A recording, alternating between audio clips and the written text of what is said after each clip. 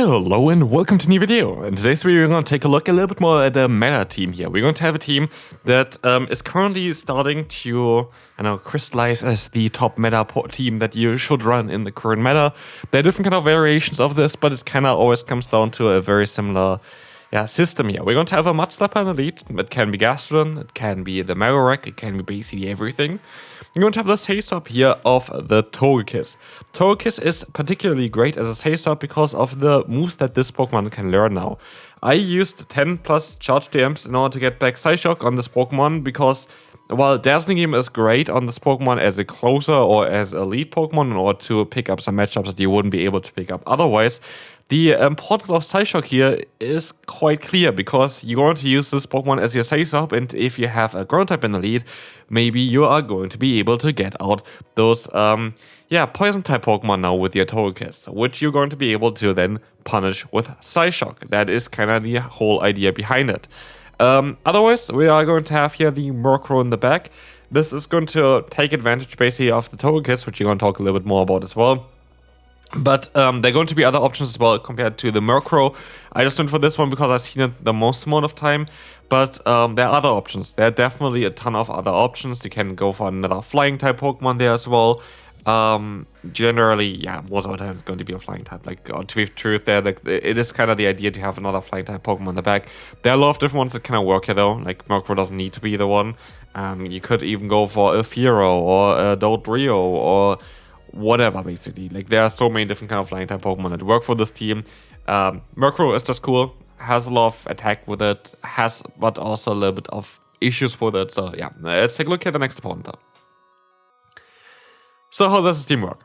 Basically, you have the lead. That's going to be weak to ice types, which is a general weakness of this team. Like, there is no answer to ice types really on this team, but ice types aren't really that common, which I assume is going to change eventually again, because I do think that ice types have a great play in the current meta. I think it's just that people are not really using it yet. This team is going to use the combination basically of Togekiss plus the Marowak together.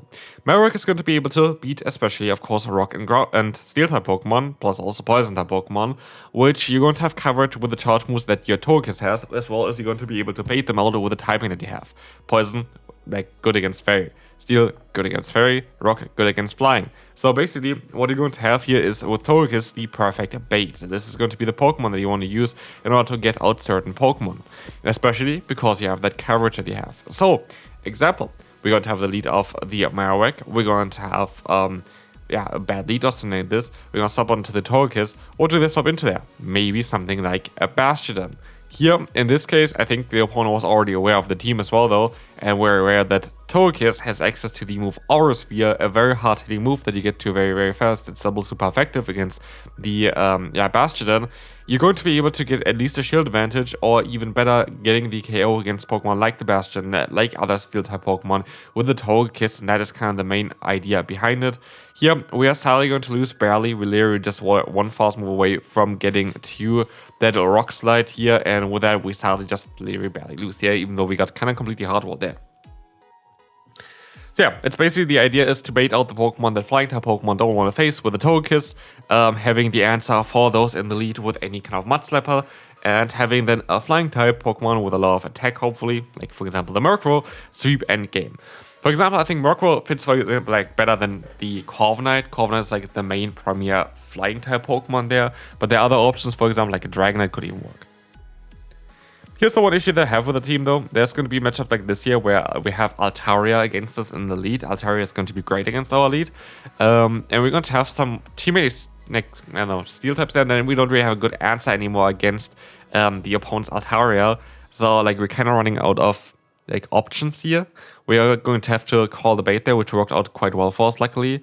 But that's the thing which I don't really like about Murkrow. I feel like there would be cooler, it would be cooler to have not that double weakness to Dragon Flying on this team. It is not always going to be a weakness, and it's honestly not really a big issue, but it can happen. Here, the opponent only going to be in a good position because they were able to catch the move, otherwise that would have not been the case. That would have definitely not been the case. But yeah, we're going to be able to go for the Drill Peck now. This is going to allow us to get the KO here. Then comes again, of course, the Altaria, but we're just going to be too low. And I'm curious if there's going to be a better option here compared to that Murkrow. Could be something even like a Gyarados. Gyarados could work out quite well, but then again, you're going to have maybe a little bit more of a grass type weakness. But that being said, grass types are just not around. Like, there are no grass types currently around. There are Pokemon that I kind of want to try out, for example, still, like the Dartrix, that would be a grass type. I just made a video, which is online as well at this point, about Torterra, which is honestly a very, very underrated Pokemon. I think it's a very, very good Pokemon to run currently. I do think that other Pokemon, like maybe even the Shadow Victory Bell, have a little bit more play in this current meta, as they are able to beat the Denny plus the Marowak. But again, then you have the part Poison type, which means the Mud type is going to be weaker for you. It's such a tricky situation currently in the meta to really beat it. But I'm still very happy with the meta right now. Like, I'm really, really happy with it. I'm excited to play this meta. I think it's fun. But the main thing that honestly gives me joy currently is the state of the game, which is kind of funny because, like, we just never had that. We just never had that. The game was as nicely done, like working that great as it is currently. Like, we never had really the small amount of lag here. It's just, I had like, I think 2 or 3 times a lag so far for like one turn in like 80 plus battles. I had usually nearly won every single battle, and then like most of the times I lost like 1 battle per set or whatever due to lag. This is all gone so far this season. I hope this continues again. I just really hope that they don't screw it up again. But like, it looks so much fun right now. It's just so much fun to play. And I honestly feel it also for my videos. I honestly feel like my videos are a little bit better currently than they were before. Also just because I'm just more excited. Like, it is what it is. Like, at the end of the day, I'm always trying to be honest with you in those videos. I'm not gonna try to hype up a team that isn't really good, or yeah, I'm always trying to be honest, basically. That's kind of what I try to do everywhere, kind of. And I wasn't really too happy with the last season. I am honest with that as well. There was a reason why I hit Legend only that late. I wasn't really happy with the meta. I wasn't really happy with the game state. It wasn't really great, but it's so different this season. Like, I'm super excited. I'm so hyped to like all of the videos. If I could, I would just do videos all day. And it would be the best thing for me to do currently. But yeah, we're going to have the Dusclops against us. A Pokemon that I do think also going to have a little bit more play than we expected early on. Kind of maybe want to make another follow-up video about like Pokemon that actually maybe going to be a little bit better. Dusclops going to be most likely in there as well, because the dark type Pokemon like Gastly are not as common as expected, because yeah, Dragon Tail didn't get the buff that we expected, but also the Dragon Claw got completely destroyed, which is kind of funny. Here we actually see a flyer that we don't want to see, which is going to be that Gligar. With a fast move, they're just going to be able to do too much damage here. I am going to be able to still get the KO here with the Psyshock, which is kind of funny, but as you can see, the opponent's going to still have the Dusclops. Good game there. We can move on to the next opponent. Generally, I went positive with this team. I went very positive with this team. I actually went at the end of the day at like a 5-game win streak or a 6-game win streak with this team. This team is fantastic. Like, it is very, very good. There are different kind of alternative options to this team. You don't have to run the exact same kind of way, but this team is definitely a team that I would recommend you to run. Like, there's no doubt about it. Yep, the opponent is actually going to be able to catch the move, which on paper seems like a very, very strong play from the opponent. At the end of the day, it actually doesn't really matter, because we need a little bit of damage here in order to put them into KO range for 2 Aura Spheres. So, like, it actually really didn't matter too much. We're going to be able to take that hit, and we should be able to still reach another Aura Sphere in time and hopefully just force the KO here. But I actually decided to swap out of here to catch the move. That worked out quite well, I would say, because now Aircolor comes in, they are not going to get a boost. I could even go into my Murkrow and try to get them energy, but I decided to go into my Togekiss to try to get the KO. Kelvin farmed a little bit more extra energy, not too sure if this would have mattered here. Kelvin for like 1 or 2 more fast moves first. They're gonna go back into the Dusk now. It would have not mattered at all. Like, definitely would have not mattered there at all. I can use a shield here. Could be a Shadow Punch, could be a Dynamic Punch though as well. It's gonna be the Shadow Punch. And in comes the final Pokemon, which is going to be the Samurott. And I know that I should be able to one-shot them with a Drill Peck. This is the benefit of Murkrow. And that's something that Murkrow can only do, and like not really any of the other Pokemon can do. It's just really the damage output of this thing. Like, the damage output of this thing is kind of ridiculous. And yeah, I think it's such a cool Pokemon, and I'm excited on what this Pokemon can still do in the future. We're going to have here next the opponent's Primeape, and we're going to have 2 Godens in the back here. We're going to swap out straight away in one of them, and here we see kind of on how this team is going to function again. We're going to try to bait out a certain Pokemon. In this case, it's going to be, of course, that Dedenne. Dedenne is going to be a Pokemon that is going to do quite a lot of damage against our Togekiss. Knocks us out, but I'm alright with that, because we're going to get out this thing, and we wanted to get this thing out, because otherwise we are going to struggle with this with our Murkrow. We're going to be able to get a ton of energy here as well, which is going to be great, because now I can use that energy in order to pressure that Primeape. And so I will use a shield. I will be able to... I would have still been able to take a Rage Fist, but I didn't really want to risk a potential Ice Punch and then getting knocked out with all of our energy.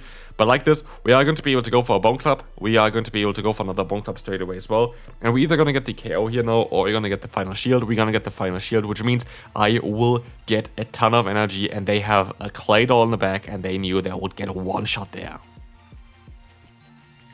So we're going to experience here a very, very bad lead for us. But what we see as well is that we're going to be able to outspeed them to their first move, which is going to be great. And that is where Togekiss really just comes in clutch. Togekiss is such a nicely designed Pokemon. I think it's like such a cool idea from them to change it the way it got changed. Because it is not broken. It is squishy, which means like you have to shield up even like a Body Slam from this range. It has a great typing. But like it has great coverage that doesn't use really its stab moves, so like it's not really that you're really going to be able to benefit from the typing offensively that much. It's such a cool design though, like I think it's such a cool thing. I also always like when Pokemon that were great and like VGC are good in Pokemon Go as well. And we have basically a team here with Murkrow, which was actually dominating at the early on of the last generation basically, because of the Prankster Tailwind ability that this thing was able to do. And we're going to have here a Togekiss, which was basically the most prominent Pokemon during the Dynamax feature, as it was one of the Pokemon that was really able to boost its team up with a flying type stab, which also was able to boost the speed of everyone. It was just a really cool Pokemon. So I'm just happy to see like Pokemon like this. But also here, look at this. Togekiss is going to be able to get this move off, and while this looks kind of bleak, we are actually going to be able to get the KO there, and we're also going to be able to still get the KO against that Altaria, because Dragon Breath just doesn't do damage, especially with that Fairy typing, and we will be able to win just with our Togekiss. I'm not really taking this season so far serious, by the way. I am not going to really worry about anything. I want to play the Pokemon I want to play. I want to have fun, and that's all that kind of matters to me currently for this season. And I think that's the right choice to do. So like you're going to see most likely a few fun Pokemon and teams that I'm still going to try. I have so many ideas for Pokemon I want to try, and it's just kind of it's gonna be a lot of fun. Like I'm looking forward so much to the season generally on how everything is going to happen. I'm just super excited for everything. And there's so many teams I kind of want to showcase to you as well. So yeah, definitely stay tuned for all of that. Ultra League is going to be up soon as well already, and Ultra League is going to be looking quite interesting as well with like Empoleon buff. We have Gaston, definitely a Pokemon that you want to build. Zapdos going to get a buff with the Drill Peck, which is kind of interesting. We're going to have Dodrio being very, very solid there as well. So there are going to be a lot of changes for the Ultra League as well, so definitely stay tuned for that. As we're also going to have then the Summer Cup Great League Edition coming up as well, I think next week. There's a lot to cover, like there's so much to cover. Yeah, definitely stay tuned. I'm going to make so many videos towards this as well. Next week going to be a little bit different though as well. You're going to see why eventually there, but yeah, we're going to have here the charge move coming through against the opponent. We played this very safe here. We decided to keep the shield for our Marowak. With that, we're going to be able to knock them out. Let's take a look here at the next opponent. Next opponent here is going to come through and is going to have the Empoleon stopping into us. That is actually kind of alright for us. Why? Because we are going to be able to just go ahead and go for a hard hitting move. And we are going to be in a position where we can just shield the move up. That's going to be alright for us. As the Hydro Cannon is coming in, we can go for another Aura Sphere here. This is going to be alright. This is going to get the shield from the opponent. And we will see here as well that I can just let the move go. That is going to be alright for us. Hydro Cannon is coming through. In comes the Marowak trying to go for the full farm down. They're still going to get to another move. But at least I'm going to be able to generate a lot of energy here, which is cool. I'm going to leave with a Rock Side Start, 50 energy on my Pokemon. I can go for a charge move against the Marowak from the opponent. Can we two-shot them? Let's find out here. We are able to two-shot them. They swap out into the Corsola, but I know that I'm not going to be able to outspeed them here. I am not going to be able to outspeed them, and with that, I needed to go for the Drill Peck. I couldn't get to the Dark Pulse. Dark Pulse, of course, will one-shot them. Drill Peck doesn't, and I know they have Power Gem, which is going to one-shot me. And so now it's down to our own Marowak. I'm going to overfarm by quite a bit. I now have a very solid attack stat on my Marowak, which means I should be able to win CMP tie. I go for that extra move just to put them perfectly into the range there, and this is going to be enough here now to get that KO against the opponent, winning us the battle, and we can move on to the final one for the day. I hope you enjoyed this video so far. Again, if you want to support the channel, there is always the option to just leave a like, which is free, and subscribe, which is free, which helps me out a ton. Honestly, we had a lot of new subscribers coming in as well throughout the last month, so thanks so much for that. I really appreciate it. I do think that my content got quite a bit better recently as well. So yeah, there's going to be a lot more things I kind of want to adjust and continue and make things a little bit better in the future, so definitely stay tuned for that. I'm going to focus, especially for the next half a year, quite a lot onto my content again. I was studying, basically I'm taking a break for studying as well now. I kind of want to really take a look here and try to focus on YouTube a little bit more again as well. So yeah, stay tuned for what's to come on this channel. I'm very excited.